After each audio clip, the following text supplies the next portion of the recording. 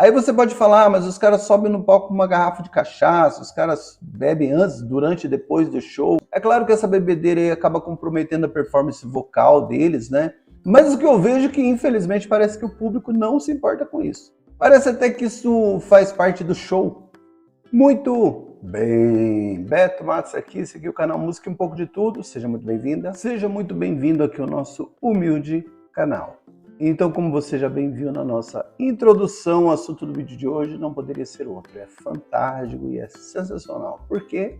Não sei. Porque hoje a gente vai falar um pouco sobre o fenômeno do super sertanejo universitário. Por que o sertanejo domina a cena musical no Brasil há tanto tempo? Não sei. Onde estão as bandas de pop e rock? Não sei. Então, pessoal, o que me fez fazer essas perguntas todas aí foi uma matéria que eu vi da Billboard. Eu fui caçar aqui as 10 músicas mais ouvidas no Brasil no ano de 2024. E aí, pessoal, eu fiquei totalmente espantado. Eu vou até achar aqui para vocês aqui, ó, enquanto eu vou achando, vocês já vão se inscrevendo no canal, tá? Vai se inscrevendo no canal, vai ativando o sino das notificações e dando like no vídeo, beleza? Eu sou um cara das antigas que vocês estão vendo aqui, a barba branca aqui. E eu sou uma pessoa que curte mais rock, pop, essas coisas. Eu não sou do sertanejo. Mesmo sendo um cara que não entende nada do estilo, ó, eu fiquei bobo aqui, pessoal, porque olha só. Gustavo Lima conquistou o topo com o hit Relação Errada, em colaboração com a dupla Bruno e Marrone. Então esse é o primeiro lugar. Aí depois na sequência, ó, Dois Tristes, live de Simone Mendes. Sertanejo também, né, pessoal? Bem Mais Que Eu, live, Diego e Victor Hugo. Aqui para Sempre, de Manu e Simone Mendes. Morena, de Cleiton e Romário. Chorosa, Guilherme e Benuto. A Noite, La Noche, de Gustavo Lima também. Vazon na Braquiara, Hugo e Guilherme. Aproveita, live de Cleiton e Romário também. E Chave, Tiago e Samuel, com participação de Gustavo Mioto. Você vê, essas são as 10 músicas mais tocadas segundo a Billboard. E aí, vendo isso, me veio a pergunta do início do vídeo aí, pessoal. E eu tenho uma teoria sobre isso, tá bom? Fica até o final do vídeo que eu vou revelar para você. Mas já deixa nos comentários aí se você é um fã do sertanejo, se você é fã dessas duplas que eu falei, do super Gustavo Lima também, deixa nos comentários. E se você sabe a resposta, por que que o sertanejo domina a cena musical no Brasil há tanto tempo? Não sei. Então, como eu falei, pessoal, minha barba branca já me denuncia, eu sou um cara das antigas. Então, como um cara das antigas, eu comecei a me interessar por música lá pelo início dos anos 90, adolescente nessa época. Eu sempre curti rock, né? Guitarrista, né? Mas na época que eu comecei a curtir música, o estilo, o rock, o pop, o rock, aquele que dominou a cena nos anos 80, já estava em baixa. Então, o que estava começando a pipocar já nessa época eram as duplas sertanejas, mas daquela primeira leva do sertanejo lá dos anos 90, que eram Zezé de Camargo e Luciano, Leandro e Leonardo, Chitãozinho e Chororó, João Paulo e Daniel, então entre outras tantas duplas que estavam começando a fazer muito sucesso na época. Para você ter uma ideia, o espaço na mídia para essas duplas era tão grande que eles tinham um programa semanal só do estilo, que era, quem é da época vai lembrar, que era o Sabadão Sertanejo. Era um programa só dedicado ao estilo. Praticamente todas as duplas famosas da época participavam do programa. Lá pelo meio dos anos 90, aí começou a estourar o estilo, o famoso pagode que a gente chamava de pagode mela cueca, sabe? 95 também teve o fenômeno Mamonas Assassinas, mas aí já é um caso à parte, é um caso para um outro vídeo, tá, pessoal? É um fenômeno à parte, Mamonas Assassinas. Tinha o Catinguelê, tinha o Arte Popular, Só Pra Contrariar, Negritude Júnior, Raça Negra, que até hoje, né, a galera curte pra caramba. Também tinha os grupos da Bahia, mas eles eram mais apelativos. Enquanto o Mela Cueca falava mais de amor, de dor de cotovelo, o pessoal da Bahia, né, tinha letras um pouco mais assim, apimentadas, né, vamos dizer assim. Tinham as dançarinas, né, que apelavam também com a questão das roupitas e tal. Também estourou de um jeito assim, fora do comum. E eu, roqueiro que sou, infelizmente dei azar, entre aspas, dei azar, tá, pessoal? De começar a tocar justamente nessa época, né? Eu queria tocar rock, entrei numa banda de rock nessa época, só que como estava tendo essa transição de estilos, o rock já tinha ficado para trás. A banda que eu comecei a tocar para poder se manter para poder se manter viva, teve que aderir aos novos estilos aí. Então tudo que você imaginar dessas duplas e desses grupos aí de pagode, tudo isso aí eu toquei nos bailão da vida, pessoal. Depois lá pelo meio dos anos 90, 95 para cima, 96, começaram a surgir aí novas bandas, né, do cenário aí da cena pop e rock no Brasil, né? Então você teve aí o Skank, que é mais voltado para o reggae, mas era pop também. Você teve o Cidade Negra, que também é a mesma situação, mas você também tinha o Rapa, né?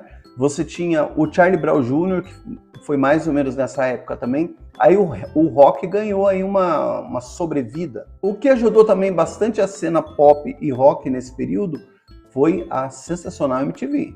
O que a MTV fez explodir naquela época foram os famosos acústicos. As bandas dos anos 80 praticamente renasceram das cinzas, fazendo muito sucesso novamente, né? Com novos arranjos aí para as músicas antigas.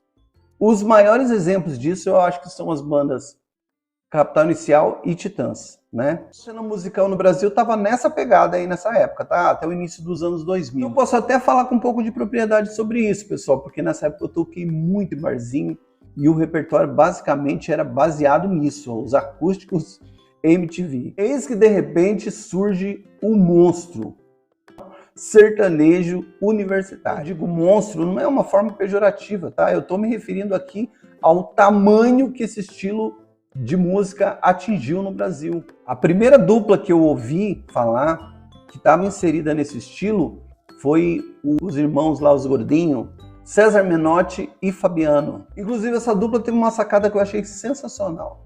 Como que eles estouraram? Não sei. Utilizando aquele formato que eu falei para vocês do acústico MTV. Eles gravaram um show no formato acústico, unplugged, né?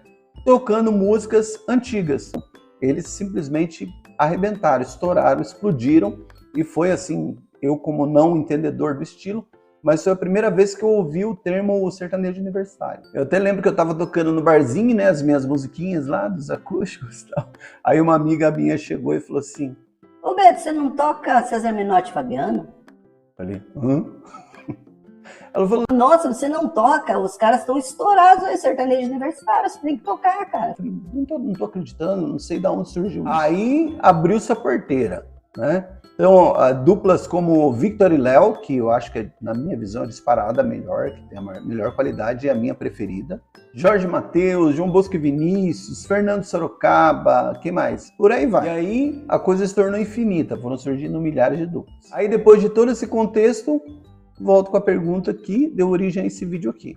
Por que o sertanejo universitário domina o mercado musical há tanto tempo? Estou lhe respondendo, não sei. É a minha humilde opinião, pessoal.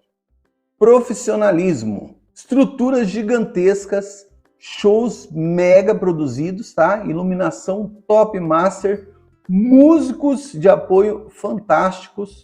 Aí você pode falar, mas os caras sobem no palco com uma garrafa de cachaça, os caras bebem antes, durante e depois do show.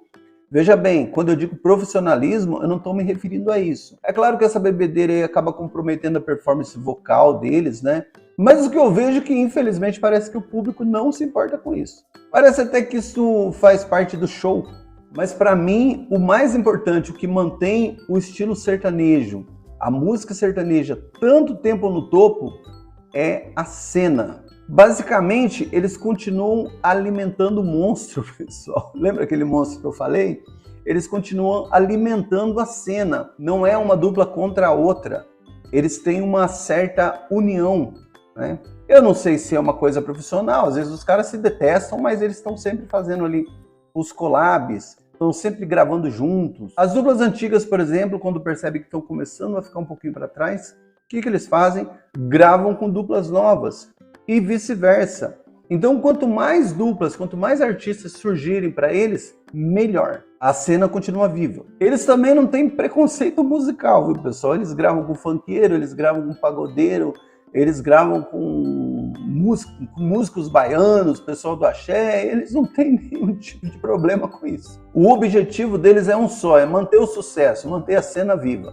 E parece que está funcionando, né, pessoal? A julgar pela lista que eu mostrei para vocês aí no começo do vídeo, vocês vão perceber que essa questão das parcerias funciona pra caramba, né? Você vai ver que o primeiro lugar, que é o Gustavo Lima, tá ali numa parceria com o Bruno Marrone. Já os roqueiros são o completo oposto disso. Você tem aí vários episódios de brigas entre eles, né?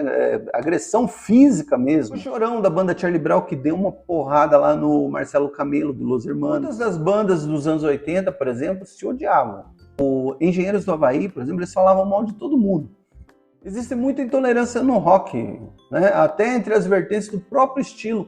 Heavy metal contra punk, metal farofa contra o grunge e o emo que todo mundo odeia. Isso tudo faz com que não exista uma cena rock. Basicamente é cada um por si. É verdade. Quer dizer, às vezes não. Pessoal, essa aqui é só a minha visão baseada aí nos meus achismos, mas o que importa mesmo é a sua opinião. Você é fã de sertanejo? Você é roqueiro?